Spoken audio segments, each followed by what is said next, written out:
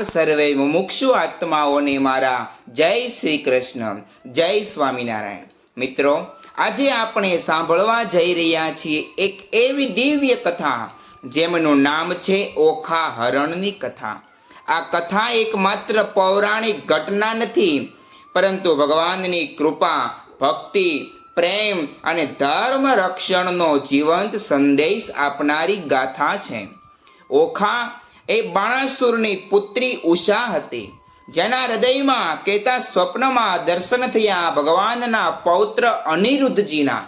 અને પછી શરૂ થઈ પ્રેમ, ભક્તિ અને ભગવાનની ઈચ્છાથી એક દિવ્ય લીલા, જે આજે ઓખા હરણ તરીકે પ્રસિદ્ધ બની. આ કથાનો મહિમા શું છે? તો ભગવાન પોતાના ભક્તના પ્રેમને જરૂર સ્વીકારે છે. જેમ ઓખાના હૃદયનો શુદ્ધ પ્રેમ ભગવાને સ્વીકાર્યો, એમ ભગવાન સાચા ભાવને હંમેશા સ્વીકારે છે.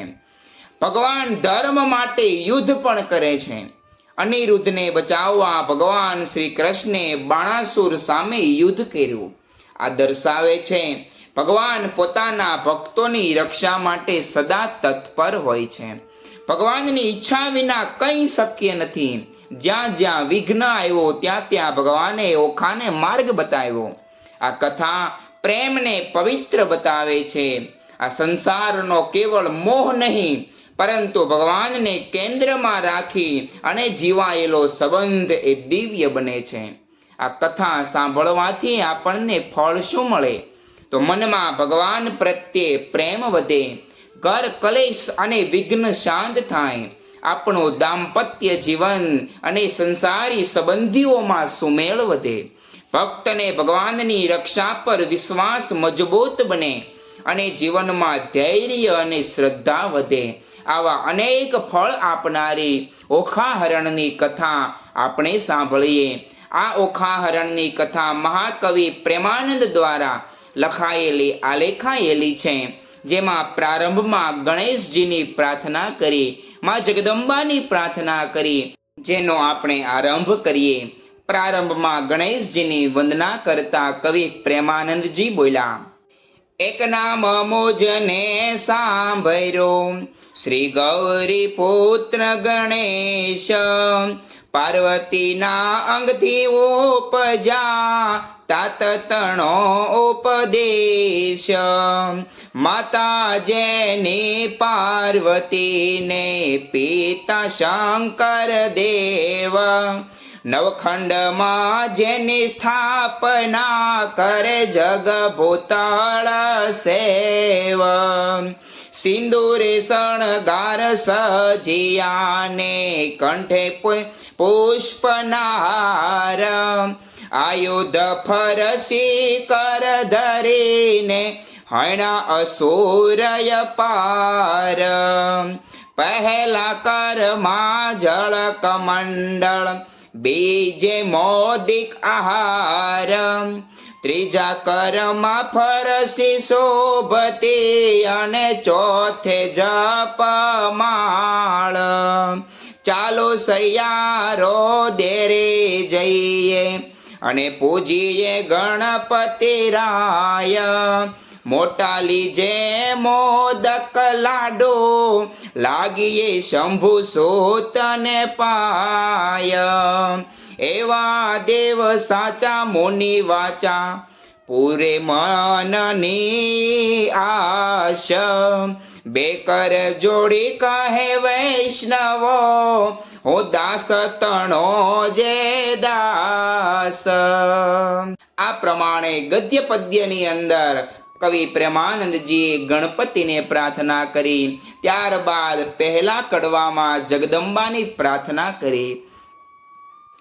આદ્ય શક્તિમાં અંબા પ્રગટા, જ્યાં પવન નહીં પાણી, સૂરી નર મુનિવર સર્વે કળાણા, તો કોણે ન કળાણી, તારું વર્ણન કઈ પેરે કરીએ, જો મુખર સના એક, સહસ્ત્ર ફેણા શેષ નાગને માં, તોય ન પામો ભેદ, જુજવા રૂપ ધારે જુગદંબા, રહી નવ ખંડે વ્યાપી મહામોટા જડ મૂઢ હતા માતે મની દૂર મત કાપી ભક્તિ ભાવ કરી ચરણે લાગુ માધ્ય શક્તિ જાણી અમને સહાય કરવા સમર્થ નગર કોટની તુરાણી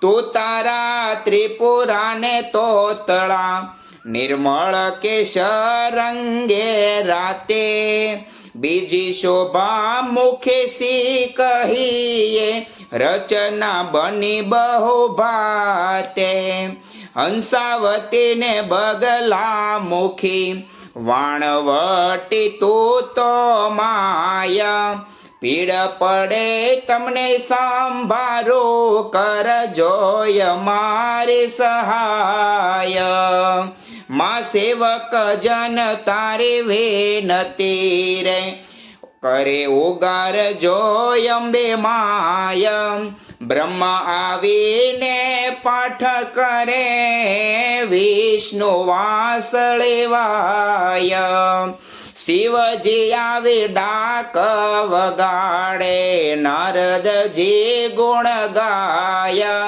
અબિલ ગણા તણા હોય ઓછવ વાગે મૃદંગ જણકાર સિંહાસને બેઠી જગદંબા અમૃત દ્રષ્ટિ હે તો જોતે 16 શણગાર તે સજામાં નાકે નિર્મળ મોતી ખીરયને મધ શર્કરા આરોગોને અંબા માય અગર કપૂરે તારી કરો આરતી સેવક જન શિર નમાય તો બ્રહ્માણી તો રુદ્રાણી તું તો દેવાધિદેવા સકળ વિશ્વમાં તું છે માતા કરું તમારી સેવા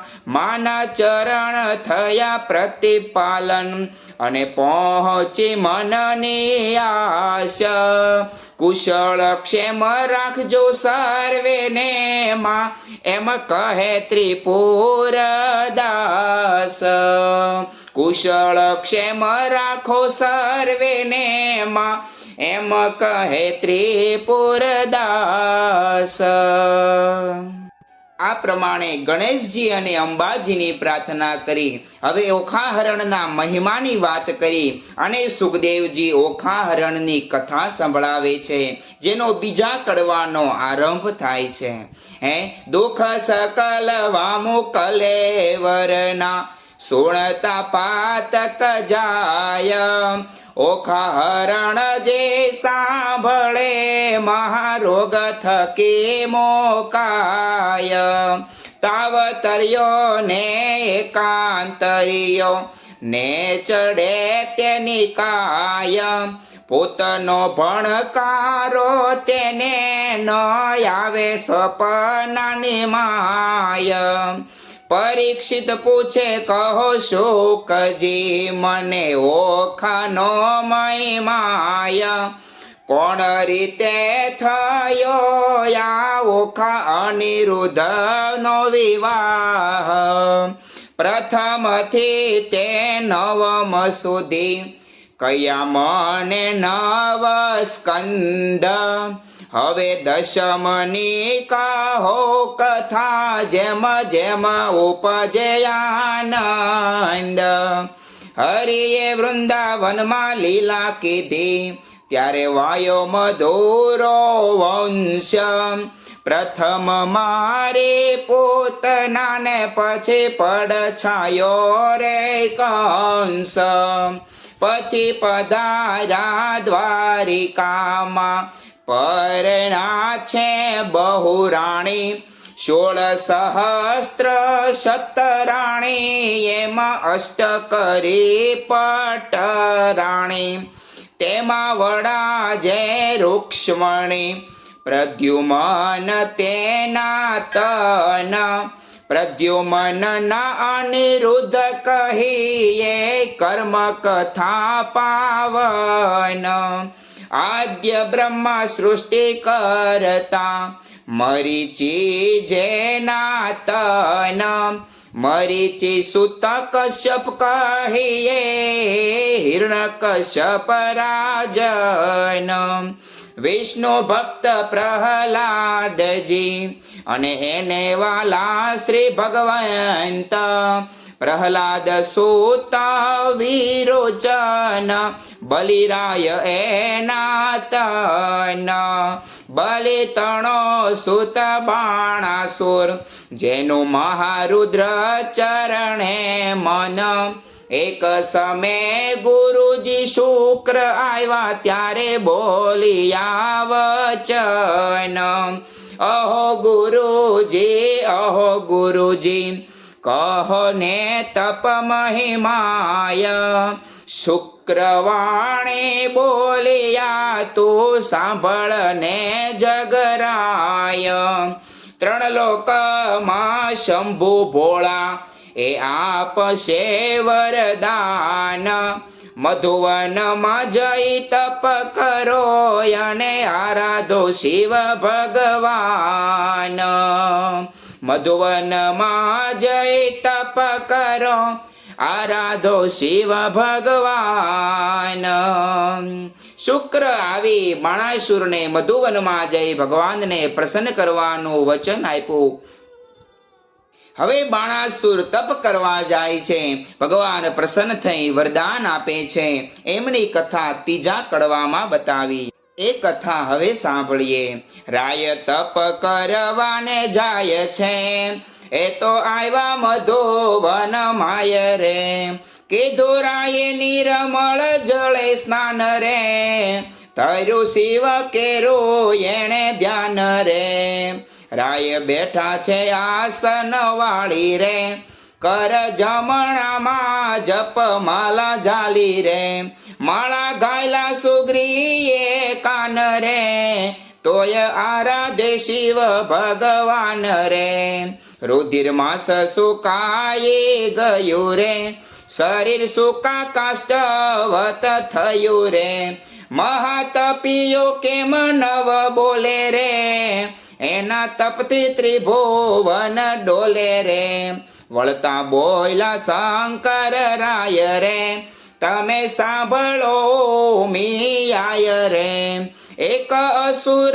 મહાતપ સાધે રે, મારું ધ્યાન ધરીને આરાધે રે, કોણ કહીએ એનો બાપ રે, તે તો માડી બેઠો મહાજાપ રે, તમે કહો તો વરદાન આપું રે, કહો તો પુત્ર ગણીને સ્થાપું રે, ત્યાં તો વળતા બોલ્યા રુદ્રાણી રે, મારી વાત સુણો શૂલ પાણી રે, દૂધ પાઈને ઉછેરીએ સાપ રે, આગળ ઉપજાવે તે સંતાપ રે, ભેદ ભસ્માંગદ નો લયો રે, વરદાન પામીને પોઠળ થયો રે, વરદાન રાવણ ને તમે આપ્યા રે, એણે જાનકી નાથને સતાવ્યા રે, માટે શિખામણ દીજે રે, ભોળા રૂડું ગમે તે કીજે રે, વળતા બોલ્યા એમ શિવરાય રે, તમે સાંભળો મિયાય રે, સેવા કરી ચડાવે જળ રે, એની કાયા કરો નિર્મળ રે, સેવા કરી ચડાવે સુગંધ રે, બુદ્ધિ કરો ધન ધન એની રે, જે કોઈ ચડાવે બીલી પતર રે, એને ધરાવું સોનાનું છતર રે, સેવા કરી વગાડે જાલ તાલ રે, એને કરી નાખો હું તો ન્યાલ રે, નારી પાણીએ બુદ્ધિ તમારી રે, આપતા ન રાખીએ વારી રે, હું તો ભોળાનાથ